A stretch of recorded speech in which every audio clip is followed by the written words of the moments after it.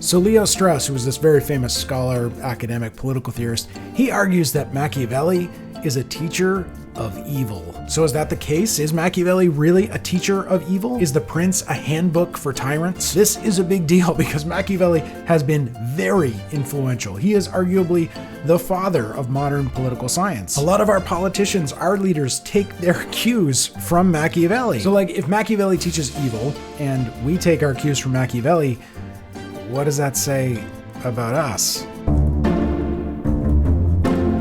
So I teach Machiavelli almost every year, and almost every year the same thing happens. Machiavelli shocks us. He gives us advice that is scandalous. He is very casual about violence, about treachery and betrayal. He hardly talks about justice at all. That may be the main thing that distinguishes him from his predecessors. Machiavelli doesn't seem to care about justice. Justice is just out the window for Machiavelli. Maybe the clearest and probably the most memorable articulation of his thesis is this: hence, it is necessary to a prince, if he wants to maintain himself, to learn to be able not to be good, and to use this and not use it according to necessity. So we've got to learn how not to be good. Machiavelli argues we need our leaders sometimes to do the wrong thing. We demand, we require that they be cruel or ruthless, even wicked or underhanded. We don't always want our leaders to be compassionate or merciful, for example. Sometimes rulers need to be tough. They need to use force. Sometimes they need to lie. Machiavelli advances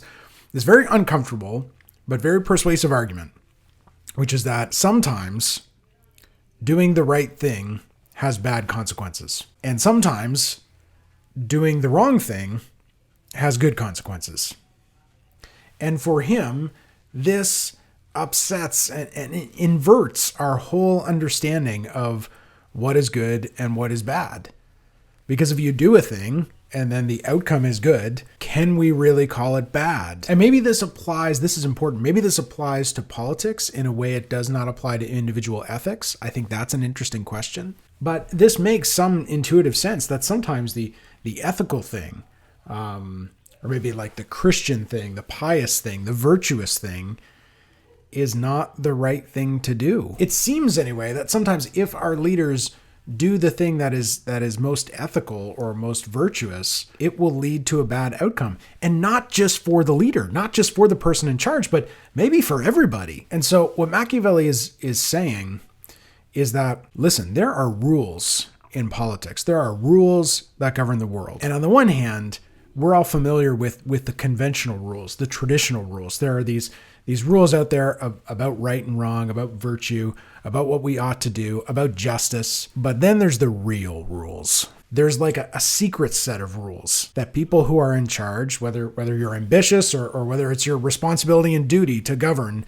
you need to know the real rules. And Machiavelli's The Prince is kind of like the rule book. It's like the book that contains the secret rules. It's worth remembering too that Machiavelli, what he's after are secure foundations. And in this way, Machiavelli, he really belongs. He fits in with a whole host of other early modern thinkers. You can see the way that his thought, his political thought, arguably his philosophy, anticipates the emergence of the scientific method, because it has the same aspiration, which is we need to find more secure, more reliable knowledge, because the traditional knowledge we've inherited about the way the world works, it no longer seems to accord with reality. Machiavelli, he famously writes, "Many have imagined republics and principalities that have never been seen or known to exist in truth. For it is so far from how one lives to how one should live, that he who lets go of what is done for what should be done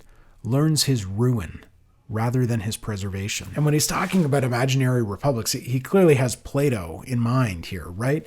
But what he's saying is that we can talk hypothetically about the best possible regime or what justice might be, but if those ideas if they can't be realized in the real world, like if we can't put them into practice, then they're just dreams. They're just fantasies. So what Machiavelli says is that he is fixated not on what ought to be or what should be or what we hope will be, but what is true. This is why Machiavelli's The Prince is one of the most popular, one of the most commonly studied books in the whole canon. If you go to college or university and you study political science or you study philosophy, it's almost guaranteed that you've read The Prince. Part of Machiavelli's appeal is the sense that he's telling us the truth. He's telling us what the real rules are. He's kind of lifting the haze from our eyes so we can see the world as it actually is. And it's not pleasant, right? His truth is ugly, but he might be right, maybe. So let's just highlight and think for a moment about some of the unsettling advice that Machiavelli gives us. If you acquire or conquer a neighboring regime or territory, one thing you want to do, if it's a principality, is kill the bloodline. Now this makes good sense strategically, but when you actually think about what that means, it could mean murdering children. Machiavelli seems pretty okay with that. He says when you're conquering a regime that's used to living free, like a republic, well, the thing you got to do is ruin them. You've got to destroy them because their love of liberty will not let them rest. He also tells this story, it's probably maybe the most famous story, right? About Cesare Borgia and his man Ramiro de Orco. So Borgia takes possession of this place Romagna, right? And it's lawless, it's disorderly, it's a dangerous and unpleasant place to live. And Borgia realizes that in order to reduce this place to law and order, he's going to have to install some strict discipline. So he gets this guy, Ramiro de Orco, who's described as a cruel and ready man, to rule with an iron fist. Orco, he's brutal, but he whips this place into shape. But then, of course, Borgia is worried that the extreme or severe kind of rule is going to wear thin on the population. So he's got to get rid of Ramiro. And the way he does that is by cutting Ramiro de Orco in half and leaving him in the center of town for people to find with a bloody knife beside him. And Machiavelli says the people were satisfied and stupefied. And Machiavelli says the people were satisfied and stupefied. Thank you for saving us from this guy that you sent. Because of course, on the one hand, Ramiro's gone, hooray. But on the other hand, we were afraid of Ramiro. And if the guy in charge is terrible enough that he could cut Ramiro in half and leave him out in a public square, he must be that much more horrible and terrifying. So we're even more afraid of that guy. And Machiavelli tells us of the Cesare Borgia story that this is like the best example he could give. You absolutely want to imitate someone like Cesare Borgia. It's horrible, but he established order. So this is the kind of leadership that Machiavelli champions and envisions. There's a point later in The Prince where Machiavelli says, the prince really can't be virtuous. He can't have all these virtues. Later in The Prince, Machiavelli says, it's good to appear merciful, faithful, humane, honest, and religious, and to be so, but to remain with a spirit built so that if you need not to be those things, you are able and know how to change to the contrary. So for Machiavelli, it seems you want to appear virtuous, but you don't want to be constrained by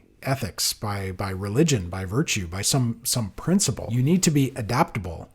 You need to be flexible, especially maybe you need to be morally flexible. To be successful, you may need to be willing to do things that ordinary people would not do. So I guess the question is there any way in which Machiavelli is not just straightforwardly a teacher of evil? I would say he seems to be interested in things beyond just acquisition and ambition. It does seem clear, for example, that Machiavelli is very interested in order. And in his other work, The Discourses on Livy, he expresses there's a lot of emphasis on peace and on freedom. I think the complexity becomes a little clearer when Machiavelli starts to talk about the people. Machiavelli says that all states are basically divided into two classes, the many and the great. And there's a point in The Prince where Machiavelli says, if you have to choose, you'd much rather have the support of the many. You'd rather have the support of the people. And his reasons are because the people, the ends of the people, are more decent than those of the great, since the great want to oppress and the people want not to be oppressed. And he says this, a prince can never secure himself against a hostile people because they are too many. So the people, it seems, so when you read The Prince closely, it seems he has this idea that you can't ever completely tyrannize the people because they will rebel, right? They will reject you. When you read The Prince closely, it becomes more and more clear that there are certain limits on what the prince is able to do. Yeah, and the limit, it doesn't come from some divine authority or from traditional morals. The limit is really about What will people accept? What will the people tolerate? And it seems as you read, there are things that the people will not tolerate. A couple of times, for example, he says that princes need to stay away from people's property and their women, right? It's kind of a gross comment, but it gets at a couple of things. One is that you need to stay away from people's families. Two, predatory, especially like a sexual predatory character in princes is like the worst thing there could be. And he emphasizes at one point, this is kind of counterintuitive, but he says it's worse to steal property than it is to kill. He says in particular that you need to beware of taking people's property because you'll always find an excuse to take more and more property. So it's actually a more dangerous vice for the prince to steal property than it is to kill, because the excuses for killing someone, the justifications or rationalizations for murdering people are actually few and far between. But the excuses for taking people's property, they're plentiful. So as a ruler, you can easily get into the habit of preying on your people. It does seem to suggest that Machiavelli has this sense that there are certain crimes or certain patterns of behavior that people will not tolerate. And from that, you can kind of almost reverse engineer an account of justice in Machiavelli. He seems to have this sort of normative sense of what people want, what they're afraid of, what they won't tolerate, what they will accept. And the critical section of the book on this theme is the stuff on love and fear and hatred. Machiavelli has this famous conversation about whether it's better to be loved or feared. And of course, you want to be feared because being feared is more reliable than love. People are fickle and their love comes and goes. But their fear is dependable. But he says you must be careful not to be so ferocious, not to be so terrible that you become hated. Because the thing is, if you become hated, the people become hostile, and a prince can never secure himself against a hostile people. So you have to avoid the things that will make you hated, which are all of the worst, most tyrannical things. This just seems like this is just practical advice. Machiavelli's he's not arguing from any moral principle. He's making a purely pragmatic argument. If you do these things, people will hate you, and then you'll be overthrown. He's not worried about your soul. He's worried about your job security. But I think he may be worried about more than that, right? It's not just about the prince. I think he starts to imagine there's actually a sort of symbiotic relationship here, where when the prince gets what the prince wants, the people tend to get what the people want. The well-run Machiavellian regime is secure, powerful, prosperous, free, orderly. That's good for people, and it's good for princes. You could make the case that a Machiavellian regime would actually be a pretty good place to live for most of us. See, the thing is, Machiavelli doesn't have any account of something like human rights or individual liberty, right? That doesn't exist for him. So while in the aggregate, we might be peaceful or orderly, law-abiding, we might receive all sorts of benefits from the regime or from the ruler. Individually, there is nothing really that protects us from the wrath or the revenge of the prince. Any individual person or minority group could be destroyed by the prince if it's in the prince's interest or his sense of the state's interest. So generally, people might be safe, but there would be probably lots of particular injustices. And maybe that sounds bad. Maybe that sounds like evil. But, we might want to think, is that so different from the regimes we live in now, where, most of us do okay most of the time, but there are actually a lot of particular injustices. There are certain politicians who are extraordinarily corrupt, and maybe even the good ones are a little corrupt some of the time. And insofar as that's the case, it may say something about Machiavelli's foresight, his prescience, his ability to discern something true about the nature of politics. My name is Dr. Moore. I teach great books at St. Thomas University. Check out another podcast on Machiavelli over here. Thanks very much. Talk to you soon.